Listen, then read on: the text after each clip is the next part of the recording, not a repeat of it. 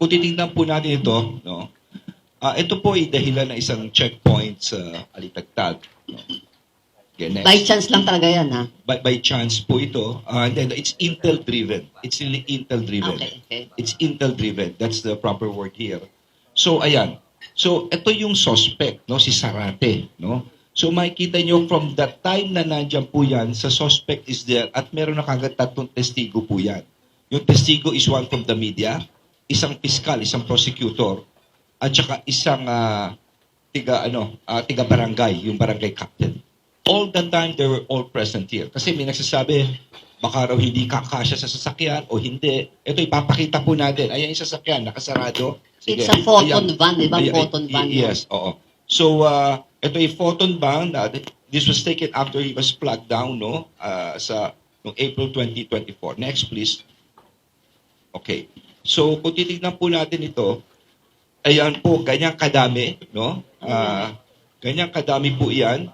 So, ayan na kagad yung media representative mo. Andiyan ba yung media? So, next please.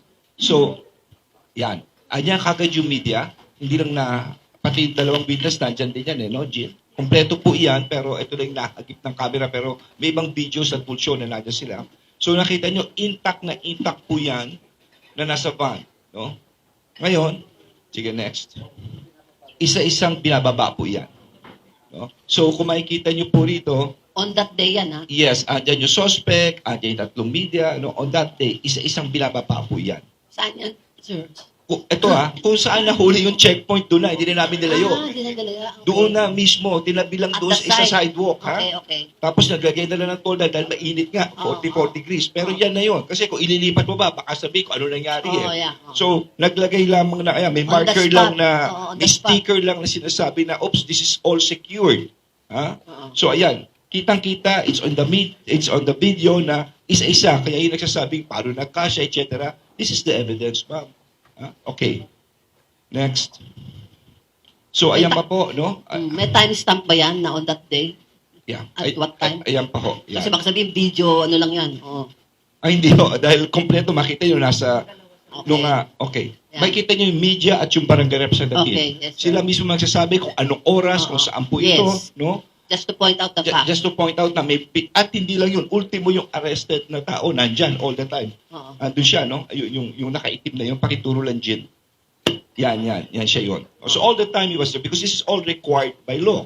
Yes, no? I know. Okay. Ngayon, sige, next please. Okay, yan. So isa-isa ngayong tinitimbang yan. Napakahirap niyang timbangan na yan. No? Iniisa-isa mo ngayon yan. Kasi nung pagtingin mo pa lang, dito tayo nagkamali. Sana mapakita mo nga yung sinabi ko na approximate, estimated ba, may papakita ko sa yung sinabi ko. Kasi nung nandun kami, tinawagan nila ako, andun ako sa kumpil ng anak ko.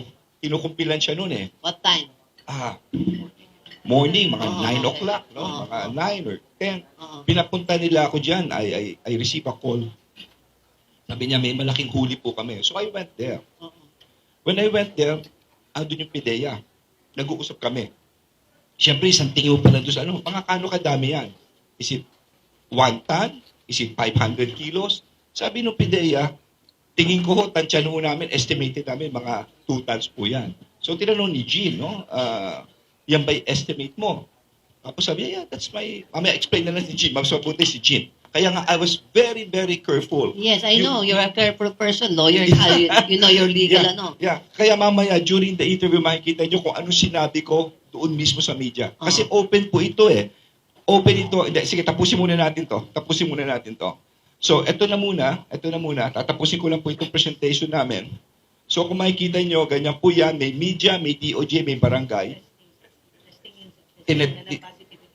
So, ito yung tinesting po nila, screening of these illegal drugs na talagang nag-positive po yan. No, na high-grade cocaine. Yes, sabu. Next, please. Yan, ito na yung ini-inventaryo pa siya. No? Isa-isa yan. Ayan. Naku, kawawa po itong mga testigong to, ha? 2 gabi yan. Yang prosecutor na babae, yang barangay captain at isang media representative, no? Nandiyan po sila. Andiyan lang, nakaupo sila. And of course, yung testigo, andun yan, no? Yung suspect, nandiyan yung suspect.